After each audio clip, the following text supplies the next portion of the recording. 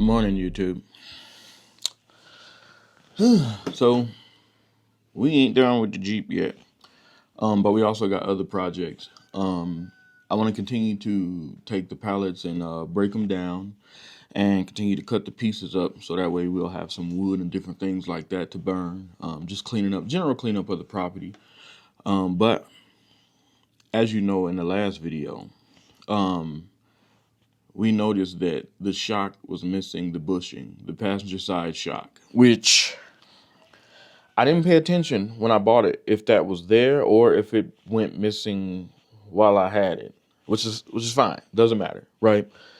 This is another opportunity to level up as a mechanic. I know I'm trying to get a hold of myself, but I just get super excited now because, again, I haven't worked on many vehicles, but this is pretty easy to work on, and I like it. So, as you all know, I'm in my shed/office, and update on the solar. So, quick talk on that. I think that's it. We didn't really do much today. So, as you know, I moved Starlink in here. While the water is filling up, I'm glad I did, because now I'm starting to see that. Well, I got to turn the Jeep on just to start it up so it can I process need bigger battery banks. At least. Then after that, what I'm going to do is I'm still going to in clean the up the yard. It is At disgusting. least for my 48 volt It's system. not good. As you all know, I'm running no 4 12 volt batteries. I say it all the time. I'm we got to probably really get it cleaned up, getting straightened out. And I need to see if I got stakes. I haven't decided on a 48 volt battery yet that I want to actually spend money on. And get another one. Something better. And another thing too is I really do want to get a different charge from controller. the bottom of the RV. It hasn't been that cold, but I have a new plan. No disrespect to a Ninja, the turkeys and but stuff. They it's kind of a headache to set up, because I don't know if this is an older model or not, but you just can't seem to find online the user manual to be able to know what each option number is in order to really make sure that you set up the right number of volts coming into your battery. Like, it's really hard to set up. Like, it's really annoying. Later on, it's really I found annoying. out that I could have recorded in there, and then on top of that, and I guess because it's just the lack of being able to find help. So right now it's charging. As you can see, my stuff completely depleted. And as you can see, it's telling me an error on the output. And that's because it about solar, because apparently sucked up all the battery. And that's when I had my Starlink on it. But the funny thing is, when I put the Starlink on this guy, brothers and sisters, so it don't suck up all the battery, very beneficial right? And this is a 12 volt, 300 amp hour Dr. Prepper battery. All right, we're a weekend on this, and I ain't gonna lie, I love it. It's working very well. It's doing its job. Shout out to the homestead angels, continuing to support, continuing to encourage us in the comments. 12 volt is 4 homestead homies, as always. 12 volt batteries hooked together, which should be 12 times 12.7 Sigma off grid. They take it's 48 volts time 100 amp hour batteries, which is like can't get enough of that. 4,000 and something watts, whereas this one is only 3,000 and something watts. So there's no reason watt hours. So there's no reason this one should be lasting longer than that.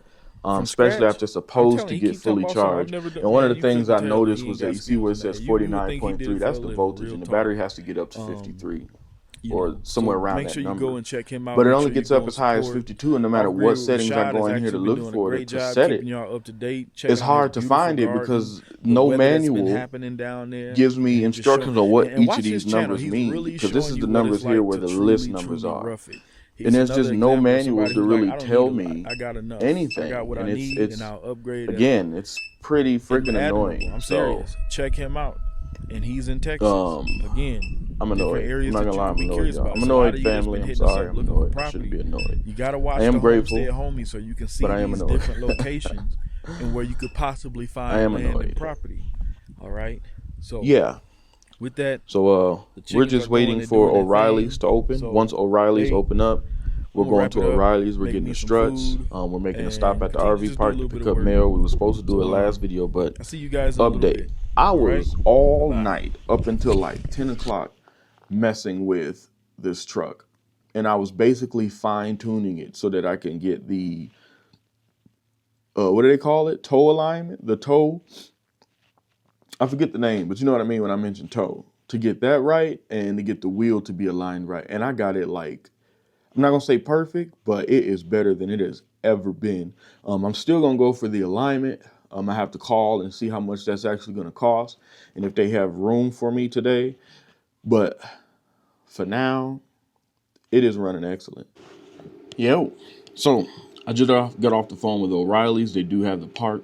It's $98 for one shock, as opposed to on Amazon being $98 for two. But I'm gonna go ahead and go and buy it because this has to be done now, right? I don't want my family in that, so I'm gonna go ahead and get that fixed, and then I have to have it fixed in order to do the alignment. I was quoted $100.11 today for an alignment, and they have plenty of time for me. So what I'm gonna do is I'm gonna go ahead and get the shock from O'Reilly's, and then after that, I'm gonna come back, put it on because it looks pretty easy. Like I'm literally sitting here watching videos now. I'm gonna go ahead and try to replace that shock. And then after that, I'm gonna go take the truck to get the wheel alignment. And then we're gonna decide what we're gonna do the rest of our day. Let's get our day started. YouTube.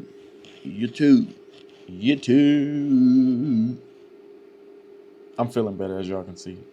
All right, we're in the car. It's time to go ahead and get ready to make these moves.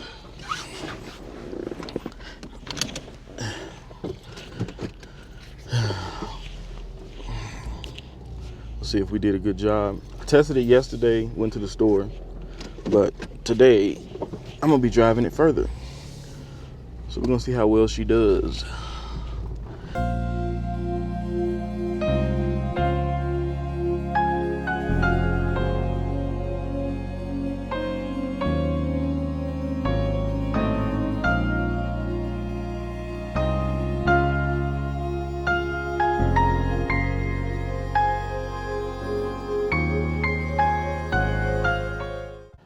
All right, guys, I just made some amazing connections.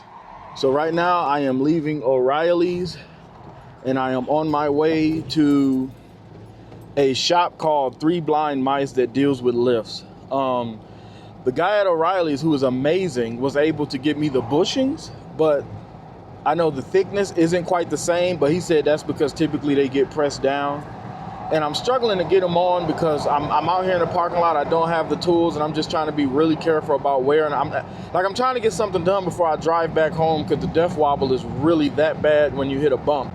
So I called Napa first to see if they had the part, and they didn't. But she recommended me to Three Blind Mice. So look, it wants to wobble now. Like as soon as I hit a bump, it's gonna do it. But so I'm on my way now. They're just 2 miles up this road. And he said he can get me in right now, not just put these bushings on for me, because he said the struts are still really good, but he's also gonna go ahead and do the wheel alignment. So here we are, Three Blind Mice. All right, so I'm gonna put the camera down because I don't know how they feel about it yet, but let's go in here, talk to him, and see if he can get me up and get this stuff taken care of now.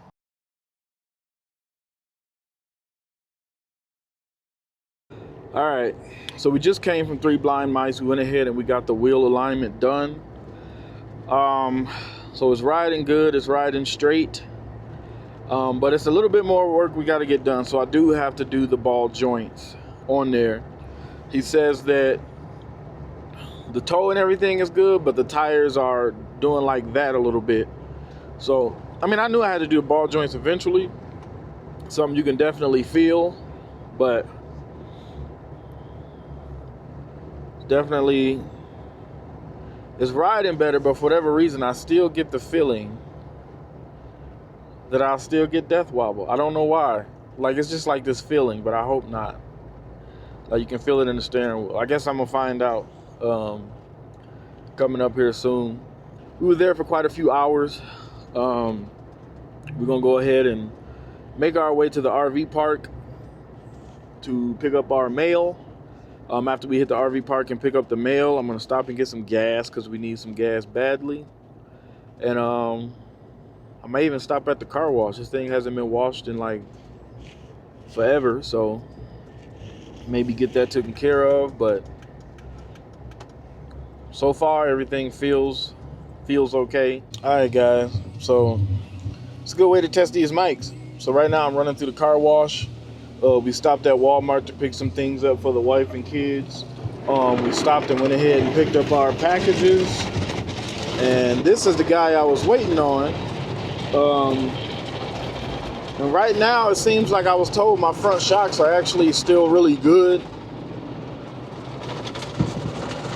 I probably won't buy them. I'm be honest. I know I sound like I'm all over the place, but I probably won't get them. I think what I want to do though is I need to get the evap canister. So I may go to AutoZone on the way going back home to see how much, if they have it, and how much it costs. And I think that is loud. Let me know if it's loud. I think that is what's going to solve the issue for the evap leak I keep getting, because it's not the gas cap. The top of the gas tank seems fine. The lines are new, like, so that's my next thing I'm going to try to do. So, yep, here we go.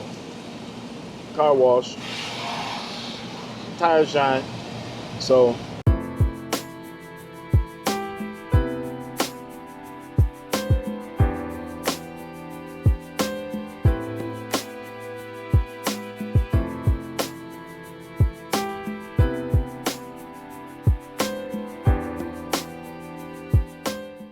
real quick, before we start messing with this part, we can put some water in the RV. So let's knock that out first.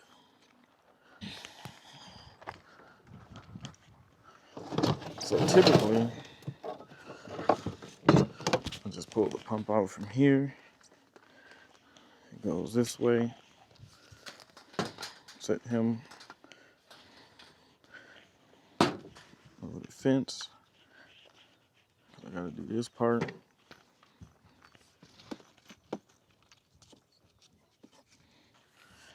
Goes.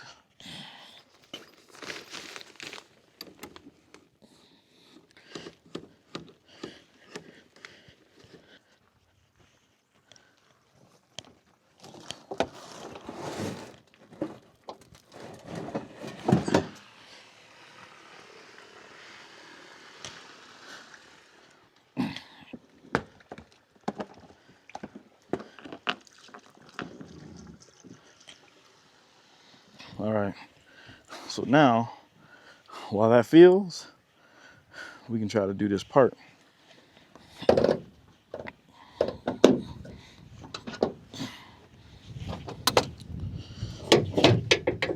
All we're doing is we're changing out this thing. Unscrews, comes out, and just replace it with a new one.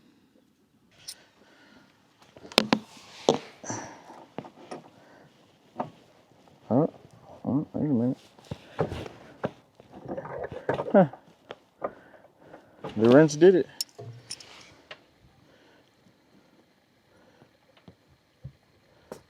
I kind of thought it was going to be on too tight, you know?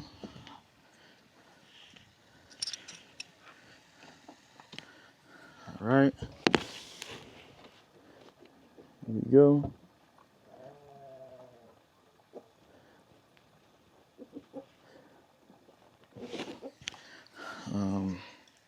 I'm not gonna make it too tight because it came off pretty good. And I know if you over tighten some stuff, it ain't gonna work out right. All right, so boom, boom. So here's the old one. I don't know how to look at this to tell if it's bad, but it's old. So we'll see what that does. I grabbed all these tools for nothing. Talk about overkill, right? Overkill. Look at these guys. Look.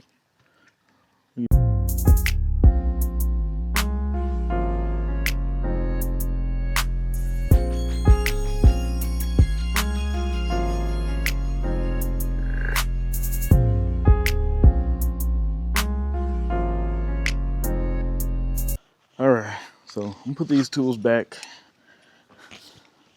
Put them back, put them back. Put the tools back. All right, tools are put back. I now gotta make sure I get a workout in before the sun goes down as well. Cause y'all know, I'm still trying to burn the fat. And I gotta cook my chicken breast and broccoli. So, these nosy guys here, just nosy, look at them, just nosy. Nosy. Oh, the farmer's jack. Let me show y'all this thing that broke. Look at that. That whole dumb mechanism came out. I only used it one time, right? Vivor Farmer's Jack. Not happy with that at all. At all. And then another thing I'm thinking about doing, y'all, I'm thinking about ripping all of that out. There's no point to it. The drawers are empty. There's really no point to having all of that. I'd rather that just be a big open space where I can just store things. So that's something I'm gonna do too. I'm goofy enough to do it now, but I'm not. We did a lot yesterday. I'm feeling it from getting all up under the truck. Like I said, I went and took her for a wash. And as you can see, we replaced most of those parts there. What we do have to replace is the ball joints. And that'll be coming up soon. I watched the video. I don't know if I want to do it, if I want to pay somebody to do it. But I got to man up and do it. I'm going to do it. It just looked like it was a lot of things to come off. So one of those things is I do have to get another jack. Probably a farmer's jack because of how much lift is on this. And I have to get, Leatherman 47 got jack stands that he said I can use to put the whole front end on that. But one of the things he talked about doing that he's 100% right about is that we don't have a place to work on vehicles. And when I say a place to work on vehicles, I'm talking about a place that's nice and sturdy. As you can see, we are on sand. Now, right now, this area right here is hardening up from driving on it so much, but there are still patches under there that's like real soft. So when you try to use a lift or something else like that, it pushes into the ground and it's unstable and, quite frankly, not safe, which is the reason why I wouldn't. We can close this hood.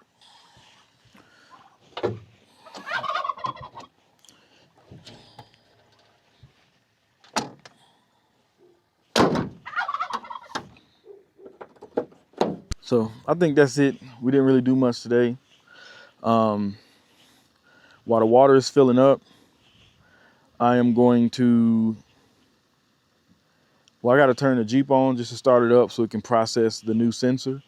Then after that, what I'm going to do is I'm going to clean up the yard. It is disgusting. It is. It's not good. It's no wonder the kids ain't been out here. We got to really get it cleaned up, getting straightened out.